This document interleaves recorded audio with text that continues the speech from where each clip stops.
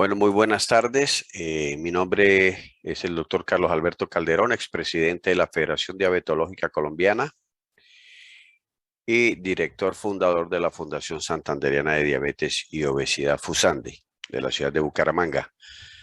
Vamos a hablar sobre neuropatía diabética, por qué diagnosticar y por qué tratar. En el mundo, cada 10 segundos, 2 personas van a desarrollar esta enfermedad catastrófica. Cada año 7 millones de personas desarrollan diabetes. Cada 10 segundos una persona muere a causa de esta terrible enfermedad. Según la IDF, la Federación Diabetológica Internacional, cada 30 segundos una extremidad inferior o parte de esta es amputada como consecuencia de la diabetes.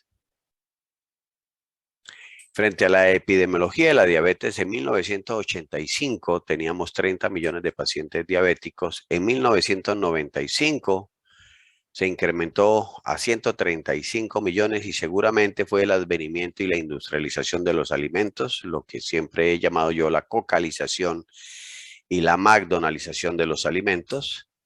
Para el 2000 teníamos 177 millones, para el 2013 382 millones, para el 2015 415 millones, 2017 425 millones y para el 2019 463 millones de pacientes. 2030 tenemos una prevalencia estimada de 578 millones y para el 2045 de 700 millones de pacientes. Esto es muy grave porque la neuropatía y la neurovasculopatía pues afecta al ser humano. La neuropatía diabética entonces es una anormalidad metabólica que causa alteraciones funcionales y estructurales y que inicia con un defecto metabólico primario que es la hiperglucemia sostenida en el tiempo que va a generar estrés oxidativo, un defecto metabólico secundario que produce incremento de la vía del sorbitol y galactitol, que produce glicación de proteínas, que produce disminución del óxido nítrico, que produce activación de la proteína quinasa C, elementos de glicación avanzada y el factor de necrosis tumoral kappa beta. Un defecto funcional primario que tiene que ver con disminución de la velocidad de conducción del nervio y finalmente un defecto estructural que tiene que ver con la pérdida de la fibra nerviosa y la desconexión de la extremidad del cerebro. Frente a la fisiopatología del daño neuronal, entonces tenemos aquí una hiperglucemia y esta hiperglucemia va a producir incremento de la resistencia vascular endovascular, va a producir por otro lado patologías capilares y otros mecanismos inmunes y genéticos, pero el incremento de la resistencia vascular endovascular produce hipoxia endoneural que va a generar patologías capilares y que por otro lado va a disminuir el transporte axonal, produciendo atrofia axonal y disminución de la velocidad de conducción del nervio. Esta disminución del transporte axonal va a disminuir la síntesis de mielina y la hipoxia endoneural va a disminuir el flujo sanguíneo del nervio. Pero aquí esta velocidad de conducción disminuida asociada al transporte axonal va a disminuir la bomba sodio-potasio del nervio y entonces adicionalmente la hiperglucemia sostenida en el tiempo produce incremento de la glucosa y de la fructosa a nivel del nervio, produce incremento del sorbitol del nervio y produce disminución del mioinositol que entonces va a producir la desmielinización del nervio y va entonces a generar toda la sintomatología de la neuropatía sensitiva, motora y autonómica. Frente a la clasificación de intervención terapéutica, entonces la lesión de las fibras nerviosas, hay una condición que es las morfológicas, en las cuales esta clasificación morfológica hay fibras mielínicas y fibras amielínicas. Frente a la función de la fibra, Entonces tenemos fibras sensitivas o aferentes y fibras motoras o eferentes. Y según la velocidad y condición y el tamaño de la fibra, tenemos fibra A, tenemos fibra B y tenemos fibra C. Las fibras A, tenemos fibras alfa, fibras beta, fibras gamma y fibras delta. Las fibras B, que son las fibras simpáticas, y las fibras C, que son fibras desmielinizadas. Frente al diámetro, estas fibras alfa tienen de 13 a 22 micras, las beta de 8 a 13, la gamma de 4 a 8, la delta de 1 a 4, las simpáticas menores a 3 y las fibras C desmielinizadas de 0 a 2 micras. Frente a la velocidad, estas fibras alfa tienen una velocidad en milisegundos de 70 a 120, las fibras beta de 40 a 70 milisegundos, las gamma de 15 a 40, la delta de 5 a 15, y las fibras C desmielinizadas, una velocidad de 0 a 2 milisegundos. Las fibras alfa entonces serán motoras, las fibras beta nos irán a dar tacto fino y de presión, las fibras gamma, uso muscular, las delta, frío, calor, dolor agudo, y las fibras C desmielinizadas, tacto grueso, picor, dolor y dolor de tipo crónico. La interpretación del daño del nervio utilizando el NDS modificado es fundamental y el TSS, el score de síntomas totales y el test de neuropatía diabética, porque lo que necesitamos es evidenciar cuándo comienza a aparecerse el daño del nervio. Entonces, ustedes ven aquí que hay una lesión autonómica, hay una lesión sensitiva y una motora, y que tiene que ver con la lesión de la fibra C, que es desmielinizada, una fibra C larga, desmielinizada, finamente mielinizada, la fibra delta que es desmielinizada, pero tiene un poquito más de mielina, la alfa y beta, que son mielínicas, y la fibra motora, que es mielinizada, que es la fibra alfa. En la medida en que la hiperglucemia es sostenida en el tiempo y la vía del sorbitol se incrementa por la hiperglucemia sostenida en el tiempo, pues entonces vamos a empezar a encontrar alteraciones funcionales. Y es por eso que las lesiones autonómicas en el paciente diabético, lo primero que uno ve evidencia es esta piel apergaminada, descamativa, cuarteada, que no necesitamos evidenciarla simplemente pasando la mano por el talón. Vamos a encontrar entonces estas fisuras propias de que la fibra C mieliniza o la fibra C, perdón, desmielinizada inerva la glándula sebácea y sudorípara, y al empezarse a presentar el daño de la fibra C, entonces la piel se hace apergaminada, descamativa, cuarteada y fisurada.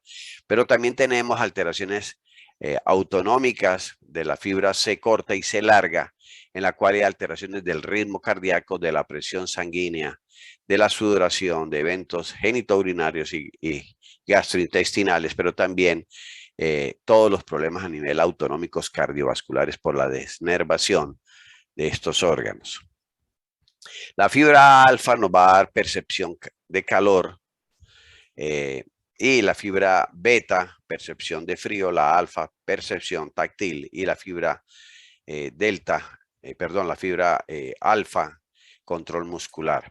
Esto es fundamental porque en la medida en que yo empiezo a ver una alteración autonómica con alteraciones de la piel, especialmente alteraciones sudomotoras, en la cual encontramos la piel seca, fisurada, disrupción de la barrera cutánea e infecciones, la podemos evaluar a través de este parche que era cargado con cobalto y que simplemente tiene una coloración azul. En la medida en que el paciente expresa sudor, él cambia a coloración rosada y deberíamos pensar que no tiene alteraciones de la fibra C, pero que cuando no cambia o no se modifica, ya hay una alteración de la fibra C por la inervación de la glándula sebácea y sudorípara.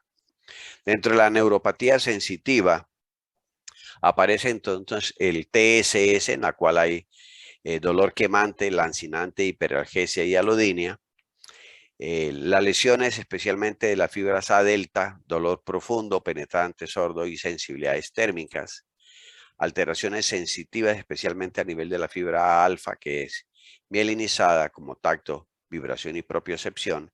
Y finalmente, las lesiones a nivel de las fibras mielínicas A alfa, en las cuales hay debilidad muscular, atrofia, pérdida de los reflejos, sin coordinación, ataxia, caídas frecuentes, mareos y vértigo. Y estas son las herramientas para el diagnóstico del NDS modificado versión 2, en la cual utilizamos el termopen, el pintrick o la rueda dentada, el monofilamento de Zen-Westheim cargado con 10 gramos de presión, el diapasón de 128 Hz y el martillo de reflejos, y pudiésemos entonces interpretar en el tiempo lo que le está pasando al órgano de locomoción. Pero también ustedes ven que aquí aparecen entonces la exposición de los tendones, la atrofia muscular, los dedos en garra, en martillo, en mazo, que se van a presentar en la medida en que va existiendo la demilinización de la fibra alfa. Cerca del 59% de los pacientes con síntomas de neuropatía diabética periférica dolorosa no han sido diagnosticados, porque no le preguntamos en la historia el TSS. 60% de estos pacientes tienen ardor severo, 87% de hormigueo severo, 63% de descargas eléctricas severas, 79% de piquetes punzantes severos, 87% pinchazones severos. Frente al algoritmo de intervención terapéutica, es fundamental la evaluación del paciente, el examen clínico minucioso, la educación que hagamos con él y el autocuidado que le enseñemos al paciente para evitar las complicaciones. Tenemos que hacer prevención primaria, prevención secundaria y prevención terciaria. Terapéutica patogénica frente a la neuropatía diabética y un tratamiento sintomático. Entonces, frente a la intervención terapéutica patogénica, debemos hacer un control glucémico fundamental, control de la hemoglobina 1C y de las comorbilidades en prevención primaria y secundaria. Y ante las manifestaciones clínicas, empezar con ácido alfa lipoico porque esa es la recomendación. Y frente al tratamiento sintomático, debemos utilizar, y yo quiero expresarles que jamás he utilizado amitriptilina en el paciente con dolor neuropático, pero la guía lo dice, amitriptilina como antidepresivo tipo tricíclico, la pregabalina, la duloxetina, analgésicos opioides y morfínicos, tiamina, piridoxina y metilcobalamina, y últimamente los derivados, aceites de CBD asociados muchas veces con THC a dosis bajas. Y esta es la pirámide de intervención terapéutica en la cual el ácido alfa-lipoico cumple un papel preponderante en la intervención terapéutica, al igual que la pregabalina, la duloxetina, los opioides, los derivados de la vitamina B como la tiamina, piridoxina y metilcobalamina, el cilostazol como un vasodilatador, inhibidor de fosfodiesterasa 3 y antiagregante, que tiene un efecto especialmente sobre la vasculatura del endoneuro, exoneuro y epineuro, y finalmente los derivados aceite del CBD y THC. Entonces, uno se debe tomar los estudios para poder hacer intervenciones terapéuticas, y tenemos como los estudios para ácido alfa-lipoico como el Aladin 1, 2, 3, el Orped y el Sydney, a dosis que están aquí recomendadas entre 600, 1200 y 1800 miligramos seguidos, intervenciones orales y endovenosas. Va a generar disminución de los síntomas y el déficit para el estudio Aladin, aumento de la neuroconducción para el Aladin 2, disminución del déficit neurológico para el Aladin 3, el Orpen nos demostró disminución de los síntomas y el déficit, y el Sydney, disminución de los síntomas y el déficit con una tolerabilidad extraordinaria. En este metaanálisis, en la cual se pudo demostrar para el TSS, de acuerdo a la sintomatología del individuo, dolor tipo quemante, parestesias, entumecimientos o alodinia, la significancia estadística frente a la intervención terapéutica con P's significativas frente a la reducción de la sintomatología del paciente. En este estudio, hecho por Ziegler, se pudo demostrar que utilizando ácido alfa-lipoico a 600, 1200 y 1800 miligramos, se tuvo estadísticamente una disminución de la sintomatología en el paciente con dolor neuropático y disminución de la electroconducción. Frente al tratamiento inicial del dolor neuropático con antidepresivos tricíclicos como amitriptilina a dosis de 50 hasta 200 miligramos. Hay que tener precaución porque los individuos pueden generar glaucoma, hipotensión ortostática y arritmias. Y hay una recomendación fuerte a favor por los bajos costos. Ha mostrado los mejores resultados entre los antidepresivos tricíclicos, aunque con una capacidad analgésica que no es similar en todos los pacientes. Estas son las recomendaciones de las guías internacionales frente a pregabalina, que la ponen como prácticamente segunda indicación después del ácido alfa-lipoico. Frente al tratamiento sintomático del dolor neuropático, pregabalina, debemos titularla 25, 50, 75, 150 y 300, siempre revisando función renal, porque es fundamental la revisión de la función renal, así sea para darle solamente acetaminofén al paciente. Primera opción en pacientes con polineuropatía dolorosa que no calman con los analgésicos corrientes y en pacientes que tienen trastornos del sueño, ansiedad y especialmente en los ancianos porque tiene un efecto ansiolítico. Precaución, cuidar el efecto secundario y la suspensión brusca del medicamento porque ya todos sabemos que la pregabalina es un anticonvulsivante que tiene unos efectos extraordinarios en el dolor neuropático. Revisiones sistemáticas, guías y opiniones de expertos sobre la eficacia de la pregabalina en el dolor neuropático versus placebo. Aunque no son efectivos en todos los pacientes, todos los antiepilépticos tienen algún efecto secundario y pregabalina se inicia uno a dosis altas y mire función renal puede tener efectos importantes no deseados. Gabapentina.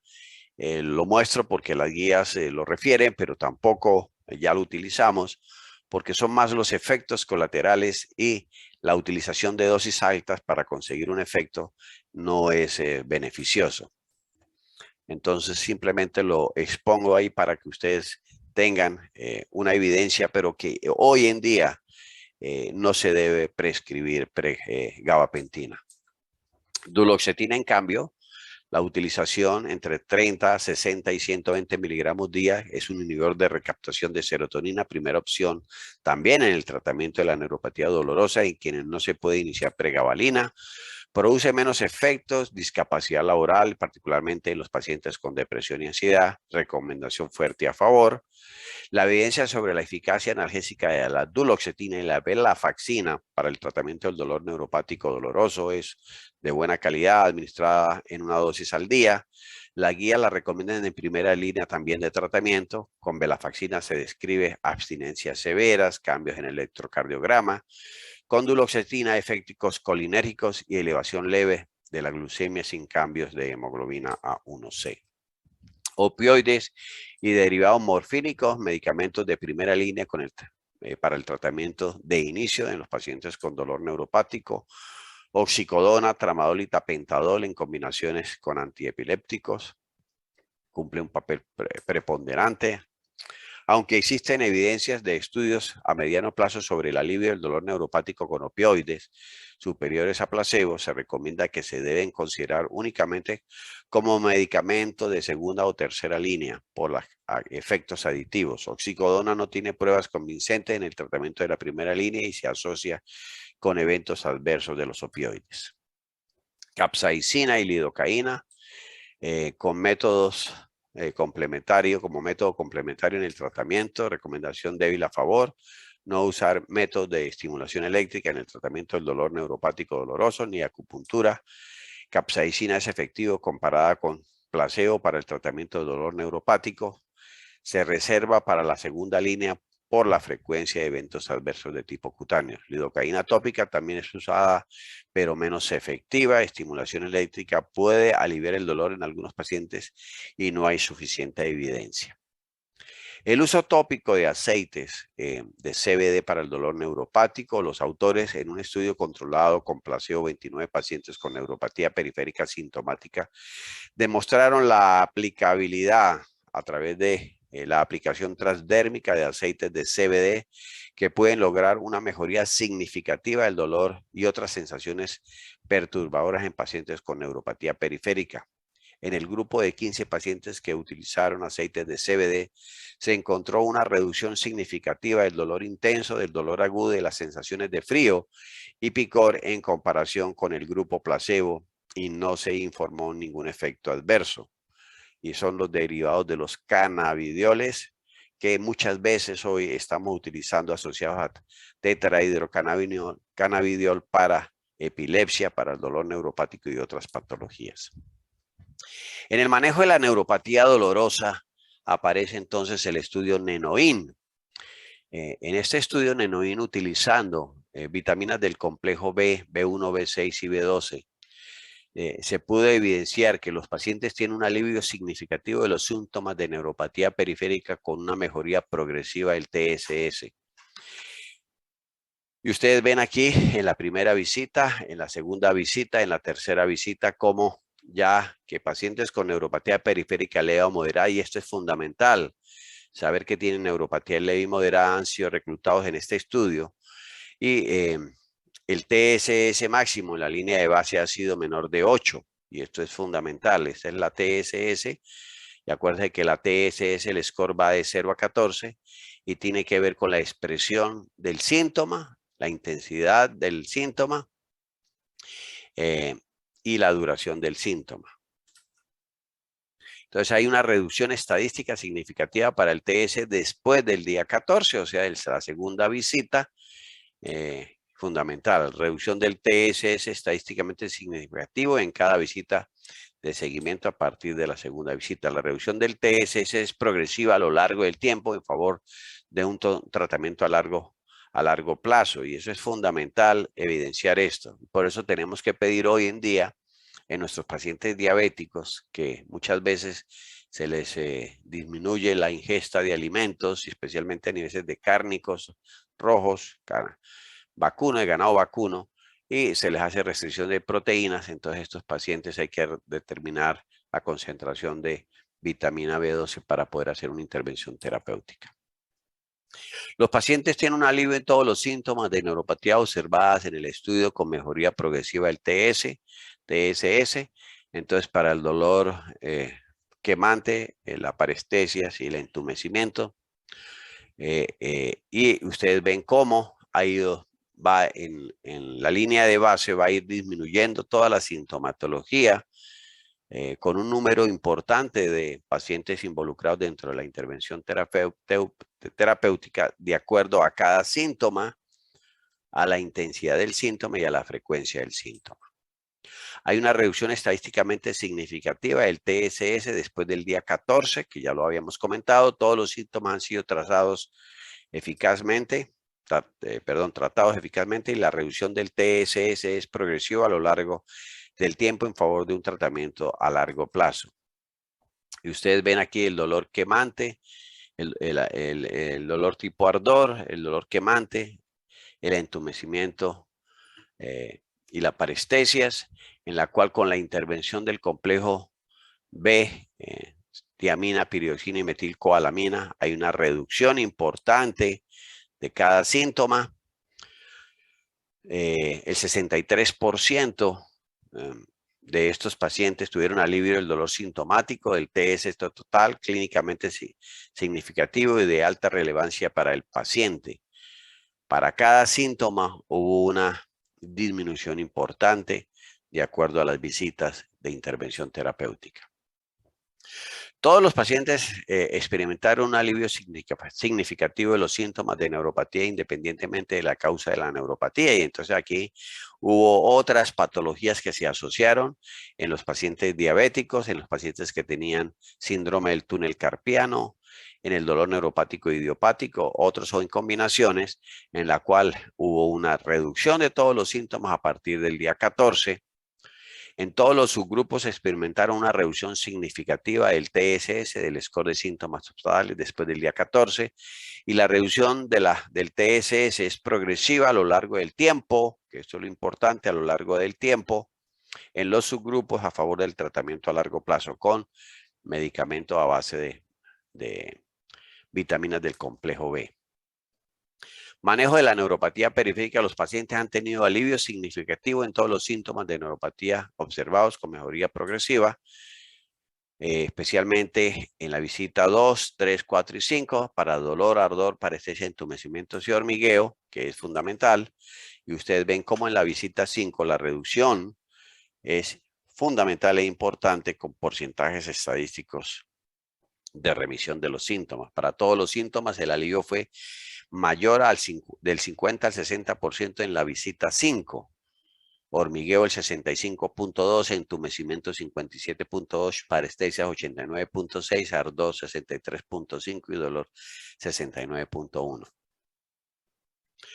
Luego del daño neurológico del nervio periférico, las células nerviosas incrementan su actividad metabólica para poder organizar su supervivencia y utilizan todos los esfuerzos para su propia regeneración. La regeneración nerviosa es un proceso natural que se lleva a cabo continuamente cuando los nervios se dañan. A diferencia de las neuronas del sistema nervioso central, aquellas en el sistema nervioso periférico tienen un potencial de regeneración completamente después de una lesión. Son los axones y las vainas de mielina que se pueden regenerar. Si el cuerpo de las células nerviosas se daña, la regeneración ya no es posible. Después de una lesión, las células de Schwann controlan la recuperación. Ellas replican y modulan la respuesta inmune subsecuente. ¿Cuál es el rol de las vitaminas neurotrópicas en la neuropatía periférica? En el forest plot, la asociación entre neuropatía periférica, bajas concentraciones de la vitamina B2, en 34 estudios en este pues se pudo demostrar que las concentraciones bajas de vitamina B12 inducen neuropatía con significancia estadística.